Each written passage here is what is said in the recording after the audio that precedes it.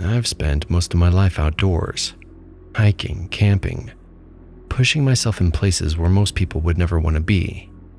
That's always been where I felt like myself. I've done long treks, grueling challenges where I went days without seeing another person. The kind of experience that gives you confidence, maybe too much of it. This trip wasn't supposed to be one of those brutal tests. I was on vacation and picked a remote section of a national park I'd never been to before. No towns, no service, no people. Just forest and streams and ridgelines. 5 days, that was all I planned. A loop trail with a few spots I wanted to camp along the way. I told a couple of friends the general area I'd be in, gave them the dates I'd be gone, and figured that was enough. The first day started fine, though I'd gotten a late start. There had been an accident on my drive down. I got to the park late and slept in longer than I should have. Normally, I'd be strict about timing, but I brushed it off. It was supposed to be a relaxing trip, not a race. Still, I had a goal in mind for where I wanted to camp that night, and falling behind didn't sit right with me. I told myself I could make up the ground if I pushed harder. By late afternoon, I was still behind, and by evening, I was forcing myself forward, telling myself just another ridgeline, just another half mile. I hated giving up ground to the clock. But then the rain started. A light drizzle at first, just enough to soak through the clothes and pack. By the time the light drained out of the trees, it was a steady sheet of water. I should have stopped, built a shelter, and let the storm pass, but I didn't. I pressed on, thinking I could still make that first waypoint. My boots slipped on wet rocks, my jacket clung heavy against my skin, and all I could think about was not falling behind schedule. Sometime after dark, I reached a stream. Normally, it wouldn't have given me a pause. It was narrow, and by fortune, there was a log down across it. It was slick, but wide enough to cross. I stepped carefully out onto it, focusing on keeping my balance while the current hissed and rushed beneath me. Halfway across, my foot slipped. I didn't fall into the stream, but the satellite GPS and emergency phone combo I was carrying slipped from my pack strap, bounced once on the log, and disappeared into the water. I watched the glow of its screen vanish downstream in seconds. I thought I'd been so smart to get a combo set like that. It saved on pack space, but now I realized I lost 2 essential tools at once. My stomach dropped. That little device was supposed to be my lifeline. Losing it was like a gut punch. Suddenly, I wasn't just damp and behind schedule. I was cut off. There was now no way to check in, no way to call for help if something happened. I think this is where my overconfidence kicked in. I figured since I've been out in the wilderness hundreds of times, I was ready for anything. So I pressed on. I found my camp spot by map and compass, got a fire going with hands that wouldn't stop shaking, and told myself it was fine. I'd get through the rest of the trip the old-fashioned way. But I felt different lying there that night, staring at the orange glow of the flames. For the first time in a long time, I felt uneasy. The rain kept on into the next day, lighter but steady enough that nothing dried. The trail was slick, mud sucking at my boots. A few hours in, I came to a rock rise I needed to climb. 20 feet, maybe. No big deal, I thought. I'd done far worse countless times. I didn't even stop to think about it, which I should have. Halfway up, my boot slipped on the wet stone. I reached for a handhold, found nothing, and went down hard. The landing wasn't far, but the angle was all wrong. Pain exploded in my leg. white hot and absolute. I rolled onto my back, gasping, knowing instantly what had happened. The bone had snapped. The shock was worse than the pain at first. I just lay there staring at the rain falling through the branches, unable to move. My stomach turned, my heart hammering like I'd run miles. When I finally dragged myself upright enough to look, the leg was bent in a weird direction. Every time I shifted, fire shot up through me. That was the moment I knew I was in real trouble. I forced myself to splint it with branches and cord. The work was clumsy, but it held the leg in place. Standing wasn't an option, but crawling was. Dragging myself forward with my arms, pushing when I could with a good leg. Every single movement drained me. I had to stop often, lying in the mud with my chest heaving, just waiting for the pain to dull enough to start again. Food became math. I had 5 days worth if I ate normally, so I cut it down, just enough to keep my strength up. Every dry mouthful of trail mix or jerky felt like part of a ticking clock. It took me 3 days to make it back to the stream. By then it had grown swollen and furious with the rain. The log was still there, slicker than before. But I knew one slip with one leg would be the end of me. The current would take me, and nobody would ever know where I was. I stayed on my side of the stream, working slowly downwards, hoping for a better crossing. Every night the fire was harder to start, my hands slower, my body colder. The leg was swelling, the skin around the break turning a deep angry red. I knew infection was coming, and I didn't have anything to fight it. The hunger grew sharper.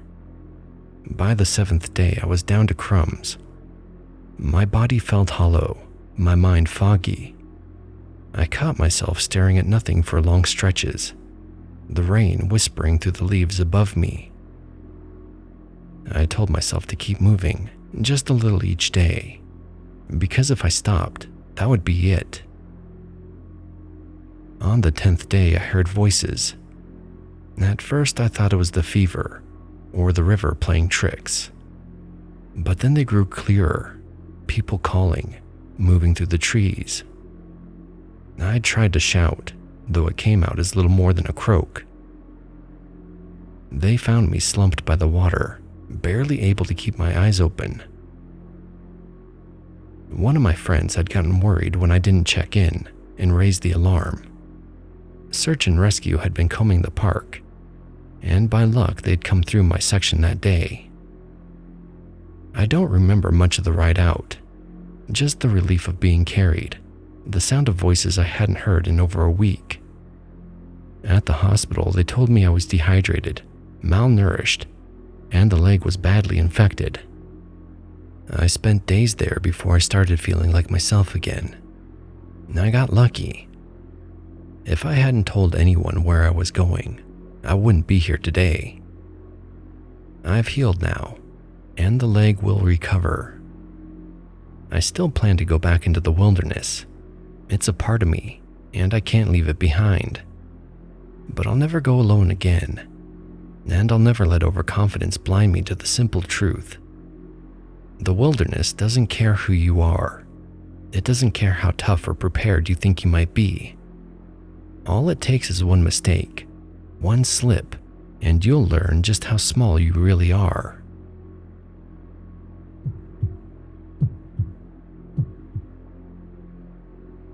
I'd been planning the Alaska trip for months.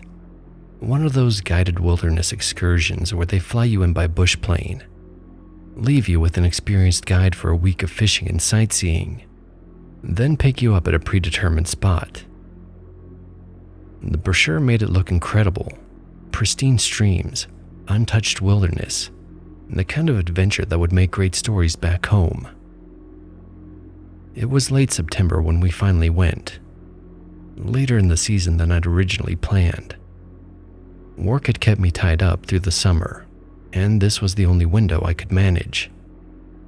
When I mentioned my concerns about the timing to Jake, my guide, he waved them off.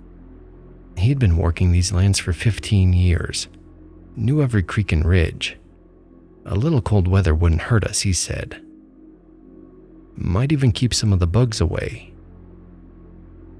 The flight in was everything I'd hoped for.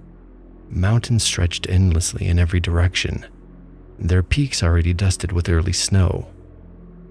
Our pilot, a weathered man who looked like he'd been flying these routes since before I was born, set us down on a gravel bar beside a crystal clear stream. The plane's engine noises faded quickly after takeoff, leaving us in a silence so complete it felt almost oppressive. That first day lived up to every expectation. The fishing was incredible. Within hours of setting up our rods, I'd landed a rainbow trout that would have been the fish of the year back home. Jake knew exactly where to position us, reading the water like he was fluent in some ancient language. By evening, we had enough fish to feed a small army. We cooked them over an open fire that night, the meat flaking off perfectly seasoned with nothing but salt and the smoke from burning birch. The stars came out in numbers I'd never seen, even from my cabin upstate. I slept better in my tent that night than I had in my own bed in months. The second day started differently. I woke to the sound of wind rattling the tent fabric, a steady whooshing that hadn't been there the night before. When I unzipped the door, cold air hit my face like a slap. Dark clouds were building over the mountains to the west, moving faster than seemed natural. Jake was already up, studying the sky with the kind of attention most people reserve for traffic lights. He assured me we'd be fine. Weather moved fast out here, he said. It could be clear again by afternoon. We had our radio back at camp if things got dicey. And besides, we were here to fish. We walked downstream about 5 miles to a spot Jake called the Cathedral Pool, where the creek widened and deepened beneath towering spruce trees. The fishing was even better than the day before. I was working on my third fish of the morning when Jake's posture changed. He went very still, rod held loosely in one hand, while his eyes focused on something behind me. The bear was about 50 yards upstream, a brown mass moving through the willows with surprising quiet. It was bigger than any bear I'd seen in photos, with a distinctive hump of muscle across its shoulders. Jake's voice was calm, almost conversational, when he told me to keep fishing but be aware. Bears were common here, he said. Most of the time they'd ignore you completely if you didn't bother them. But we'd been successful that morning. 3 good-sized fish lay on the gravel beside us, their scales still bright in the filtered sunlight. The bear must have caught the scent, because its head came up, nostrils working overtime. Then it changed direction, angling toward us with more purpose. Jake stepped between me and the bear, still talking in that same steady tone. He was backing up slowly, one hand reaching for something on his belt. I watched him fumble with a canister of bear spray, his fingers quite not working right in the cold. The canister slipped from his grip and hit the gravel with a metallic clatter. That's when the bear decided we were a threat. The charge happened faster than I could process. One moment the bear was 40 yards away. The next it was closing the distance in bounds that covered incredible ground.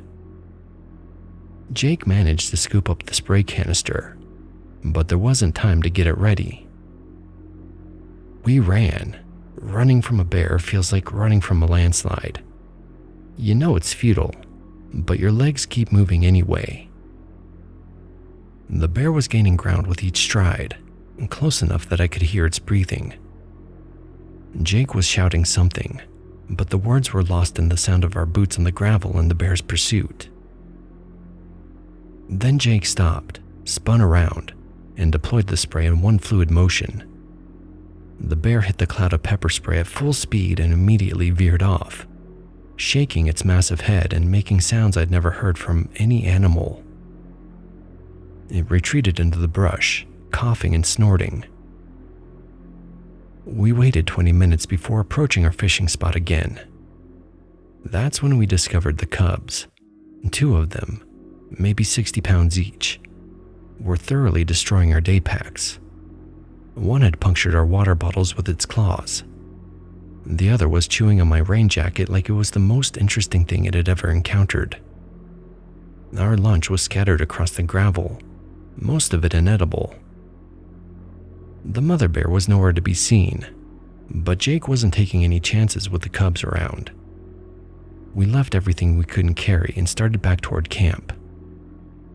That's when the snow began. It started as scattered flakes, the kind you might see in a light autumn flurry. Within an hour, it was coming down hard enough to limit visibility to maybe 20 yards. The temperature dropped fast, and what had been a clear trail became increasingly difficult to follow. Our footprints from the morning were already filled in. By the time we should have reached camp, we were stumbling through unmarked wilderness in near complete darkness. The snow kept falling, heavier now, transforming familiar landmarks into anonymous white shapes. We were lost, inadequately dressed, and carrying no food or shelter. Jake managed to get a fire started using dry kindling he kept in his jacket pocket. The man knew his business, even in a crisis. We spent that night feeding branches to the flames, taking turns staying awake to keep it burning. Neither of us talked about what would happen if we couldn't find our way back to camp and the radio. The next 2 days blurred together in a haze of cold, hunger, and disorientation. We would walk for hours, following what might have been a game trail, or might have been our imagination, only to find ourselves in unfamiliar terrain. The snow kept falling intermittently, never quite stopping long enough for us to get our bearings. Jake rationed our water. He had kept one canteen with a metal cup on his belt, though we could melt snow when we found enough dry wood for another fire. Food became an academic concept. I'd been hungry before, but this was different. This was my body beginning to consume itself, muscle and fat disappearing with alarming efficiency. On the 3rd morning, Jake recognized the distinct rock formation. From there, he was able to navigate us back to camp, though it did take most of the day. Our tents were buried under 8 inches of snow, but the radio worked. The pickup wasn't scheduled for 4 more days, but Jake explained our situation to the dispatcher. An extraction flight would come as soon as the weather cleared. We spent 1 more night in camp, sharing the last of our emergency food and listening to the wind. By morning, the sky had begun to clear. The bush plane arrived just after noon. Its engine sounded like the most beautiful thing I'd heard in my life. The pilot took one look at us and shook his head. We'd each lost at least 6 pounds, and dehydration had left us both looking like scarecrows. But we were alive, and that was enough. To think we were only 5 miles from camp when this happened, but when the weather turned, it took us 2 days to get back. It just goes to show you how quickly things can get sideways out in the wild. I still love the outdoors, still fish, still camp, still seek out places where cell phones don't work. But Alaska will have to wait. Maybe in a few years, when this story is aged into something I can laugh about. For now, I'll stick to places where the bears are smaller and the weather more predictable.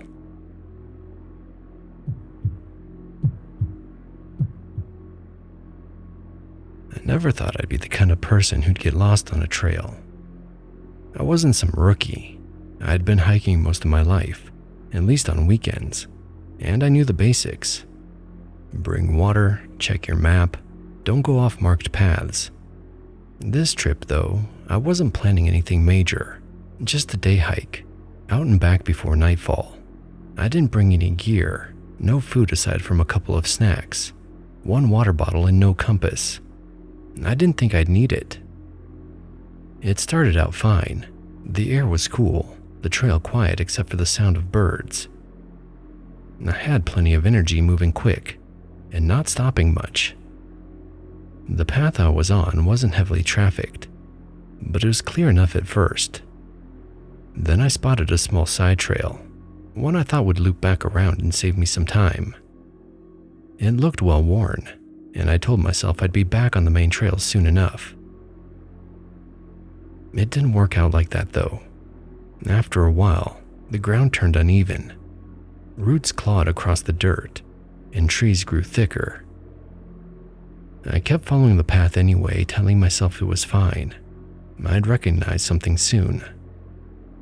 But then the trail just sort of thinned out and disappeared, like it had never been there at all. I stood there, looking around, trying to retrace my steps, but everything looked the same with trees in every direction. I wasn't worried at first. My dad had taught me how to navigate with the sun, how to use shadows and direction to keep myself orientated. I told myself I could just pick a line and follow it until I hit the main trail again. But the tree canopy was so thick I couldn't see the sun. Later, when night came, I couldn't see the stars either. I pulled out my phone thinking maybe the GPS would help, but of course there was no service. The signal just spun and blinked like it was mocking me. I tried moving around to see if it would pick something up, but nothing ever came through. That was the moment the first edge of panic hit me. I forced myself to slow down. My dad always said panic was the worst enemy in the woods. People make bad choices when they're scared. They stop thinking. I knew I couldn't afford doing that. I started marking trees as I moved, small slashes with a stick, little breaks in branches. It gave me something to focus on, but the forest seemed to swallow the marks up. No matter how careful I thought I was, I'd look back and the trail still wouldn't make sense. I kept circling, sure I was going in a straight line, but ending up back where I started. I tried climbing one of the ridges to get my bearings, but the slopes were too steep and slick with loose rock. I made it a few feet up before realizing if I fell, I'd do more harm than good. So I backed down, frustrated and sweating. As evening closed in, I told myself I'd just rest and try again in the morning. I didn't have the means to make a fire, and the air turned colder than I expected once the sun was gone. The forest was black and close, every sound sharper in the dark. I dozed in short bursts, shivering, jerking awake whenever a twig snapped or something rustled in the brush. Sleep never really came to me. The next day was worse. My water was running low, and I only packed one bottle since I thought I'd be home by dinner the night before. I found a trickle of water in a hollow, muddy but better than nothing. My stomach growled constantly. I hadn't brought more than a granola bar and some trail mix. That first day I told myself I'd be fine skipping a meal. But by the second day, the hunger hollowed me out and left me weak. Every direction looked the same. I kept moving, though slower, dragging my feet, leaning on trees when I felt lightheaded. Sometimes I'd hear voices, at least I thought I did, but they'd fade as if they were just the wind or my own head playing tricks. Nights were the worst. I'd curl up under whatever cover I could find, shivering in my damp clothes, my throat dry and lips cracked. The quiet pressed in heavy, broken only by the occasional snap in the distance that made my heart skip. My thoughts spiraled. How long before someone noticed I was gone? How long before they sent anyone looking? I tried to keep myself calm, but fear has a way of creeping in no matter how hard you fight it. By the third day, I was moving more out of instinct rather than purpose. My legs felt like lead and my head pounded with every step. I started to wonder if I'd ever recognize the right path if I saw it. I caught myself drifting, staring at nothing, forcing myself to blink and keep going. That was when the Rangers found me. I don't even remember hearing them approach. One minute I was stumbling along. The next I heard someone calling my name. I must have looked rough. I know I felt it. They gave me water right away, steadied me as they led me back. My knees almost giving out more than once, and I remember apologizing over and over, like it was some kind of inconvenience that I'd messed up. At the hospital, they told me I was dehydrated and dealing with exposure. Nothing permanent, but enough that I'd have been in real danger if I'd been out there another couple of nights. It's humbling. That's the word for it. I thought I was too level-headed to get caught like that, and I thought I'd know better, that I could handle whatever came up. But I was wrong. I still go hiking now, but I've changed how I do it. I always bring water, food, a compass, a GPS, even on short trips. I keep a small kit with fire starters and an emergency blanket in my bag, no matter what. And I don't step off the marked trail anymore. The woods are beautiful, and I'll never stop loving them. But they don't forgive mistakes.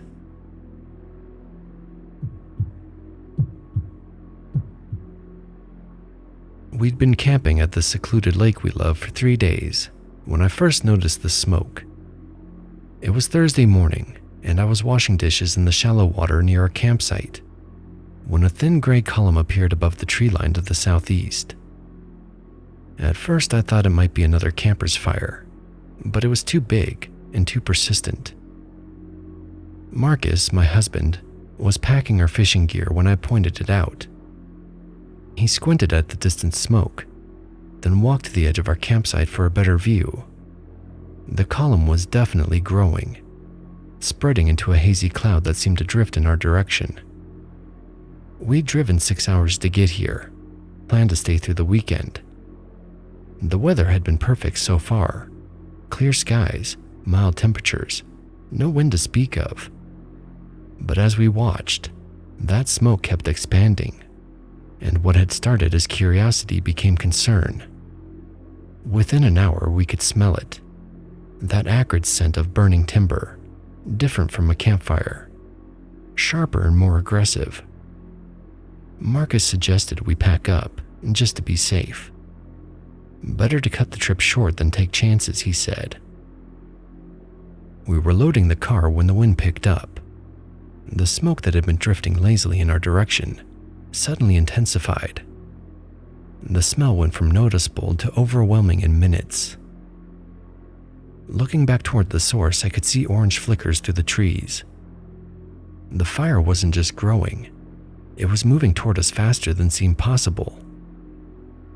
Marcus threw our sleeping bags into the back seat while I grabbed our water bottles and food. We weren't panicking yet, but we were moving with a purpose. Get packed, get in the car, drive back down the forest road we'd come up. Seemed simple enough. Except when Marcus turned the key, nothing happened. He tried again. The engine turned over once, twice, then died. On the third try, it didn't even crank. I watched his face cycle through disbelief, frustration, and then something harder to read. We were 8 miles from the nearest paved road, with a wildfire bearing down on us and no way to drive out. The smoke was getting thicker by the minute. What had been individual wisps now formed a gray haze that made my eyes water. Marcus popped the hood and immediately saw the problem. Rodents had chewed through the main wiring harness, probably sometime during our 3-day stay. Wires hung loose and frayed where they should have been connected to the battery. Even if we had the tools and spare wire, there wasn't time to make the repairs with the fire moving toward us. That's when we decided to walk out. We grabbed our day packs, filled them with water bottles and what food we could carry. I soaked 2 bandanas in the lake water, They weren't much, but they were something to breathe through. The smoke was dense enough now that I couldn't see the far shore of the lake, even though it was only 300 yards away. The forest road seemed like the obvious choice, but as we started down it, the smoke kept getting worse. We were walking directly toward the fire, and visibility dropped to maybe 20 feet. Breathing got difficult. The wet bandanas helped, but not enough. Marcus stopped and looked around, trying to orientate himself. Through the smoke in my watering eyes, I could barely make out his silhouette. He pointed toward a ridge to our west. If we could get elevation, maybe we could see which way the fire was actually moving and find a route around it. The climb was harder than it looked. The slope was steep and covered with loose rocks that shifted under our boots. Halfway up, I had to stop every few minutes to catch my breath. The smoke was thinner here, but not by much. My lungs felt raw, like I'd been breathing sandpaper. From the top of the ridge, we could see the scope of what we were dealing with. The fire covered several square miles, stretching from the lake we'd camped at, all the way to the main highway. But the north side of the ridge looked clear, just normal forest, no visible smoke. We made our way down the opposite slope, moving carefully in the fading daylight. The air was cleaner here, clean enough that we could breathe without the bandanas. We found a small clearing near a lake and decided to stop there for the night. I don't think either of us slept much. The smoke was still visible as an orange glow beyond the ridge, and we could hear sounds. Not the crackling of a campfire, but something deeper and more continuous. The sound of an entire forest burning. By morning, the smoke had found us again. It drifted over the ridge in thick clouds that reduced visibility to almost nothing. Worse still was we could see embers floating overhead, bright orange specks that landed in the dry grass around us. Each one was a potential new fire, and we were standing in the middle of the kindling. We started walking again, but this time we couldn't agree on direction. Marcus wanted to head north, toward what we thought might be the highway. I thought we should go west, away from the main body of the fire. We stood there in the smoke, both of us scared and tired, arguing about something neither of us really knew. The stress was getting to us. We'd finished most of our water the night before, and the little food we'd brought was gone. My head was pounding, partly from dehydration and partly from breathing smoke for nearly 24 hours. Marcus looked as bad as I felt. His eyes were red and watery, his voice hoarse from the smoke. But we kept moving. North seemed like the safer bet, so we compromised and headed northwest, trying to put distance between us and the main fire while hopefully finding our way to a road. The second day was worse than the first. The smoke never lifted, and we were moving through a landscape that looked increasingly foreign. Trees we didn't recognize, terrain that didn't match what we remembered from our drive in. At one point, we found ourselves walking in circles, coming back to a distinctive rock formation we passed an hour earlier. I was starting to think we might not make it out, when Marcus grabbed my arm and pointed ahead. Through the smoke, barely visible, was a yellow fire truck. The firefighters saw us before we reached them.